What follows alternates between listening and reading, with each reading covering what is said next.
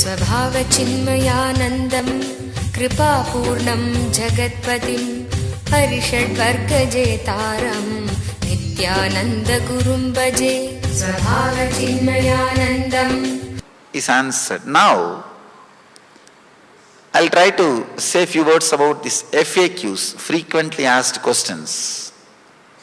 The usual doubts, the usual difficulties people face when they enter into meditation, when they even hear about meditation.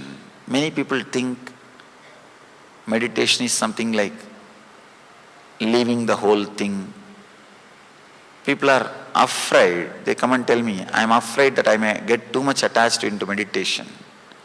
The meditation itself is nothing but removing your attachment. You can't get too much attached to meditation. They are afraid that their desires, their fears, their whatever they think as life will be taken away from them. I can say that is true. Whatever you think as your life will not be anymore part of your life. Many times you are trying to protect yourself from the unnecessary fears. The basic truth is you don't need to protect yourself from your fears because they do not have a base. The concept or the idea, you are a solid being and you have so many fears, will be shaken by meditation. What you think as your desires will be shaken. So naturally, what you think as your fears will also be shaken.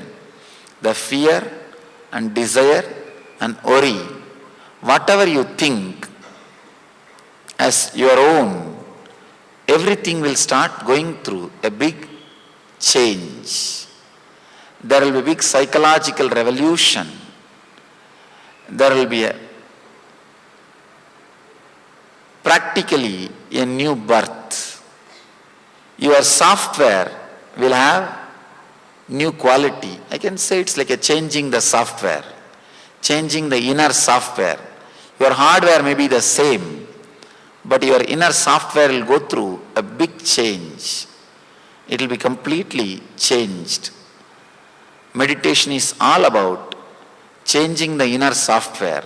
Your body may be same, your hardware may be same, the things with which you are living may be same, the persons with which you are living may be same, but the being with which you are living will be totally different. The being will have a different quality. The inner software will be new. This simple understanding, you can say, this simple understanding of these four states of consciousness can initiate the psychological revolution in you. This is like a master key. If you apply every moment in your life, if you are aware of these four states constantly, you will see before every decision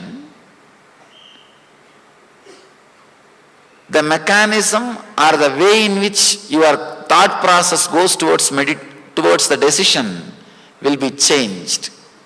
This is what I call cognitive shift. Receiving information, processing and deciding. That will become totally different. If you understand this four state,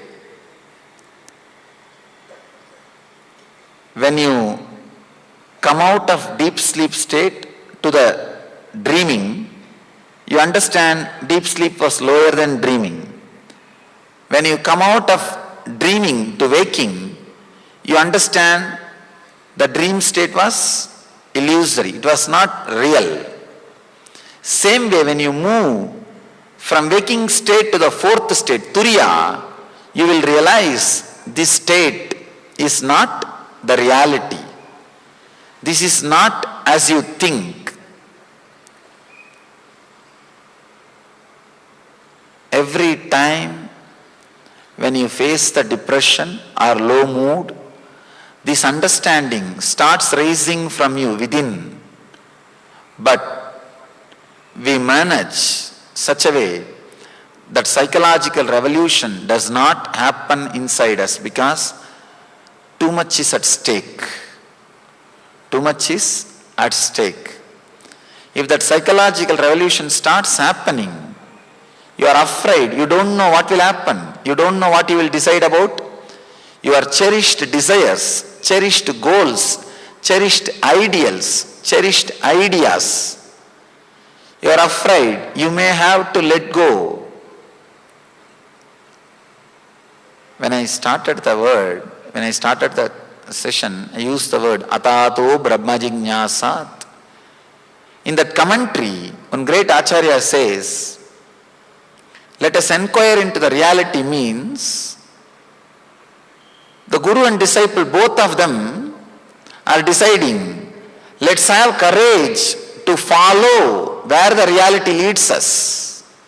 Not just inquiring, let's have courage to go where this research leads us, where this understanding leads us, where we are moving.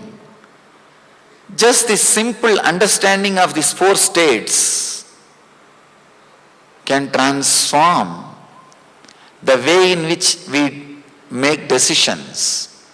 The cognitive shift can happen. The psychological revolution can happen. Whether we directly want to understand or not, the truth is there is no scale. The state in which you are living is reality or authentic reality. Because when you come out of dream, you say that is illusory. When you go into the dream, this seems like illusion.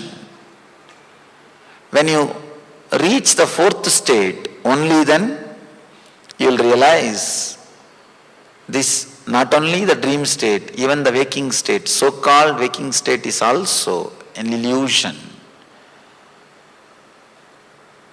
Again, the moment we hear the word illusion, we are afraid, we get frightened, we feel.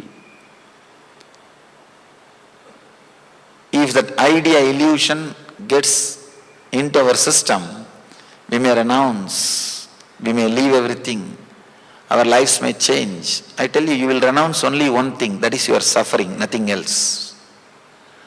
Person who understands what is in front of him is not complete reality, he will renounce only one thing, is suffering.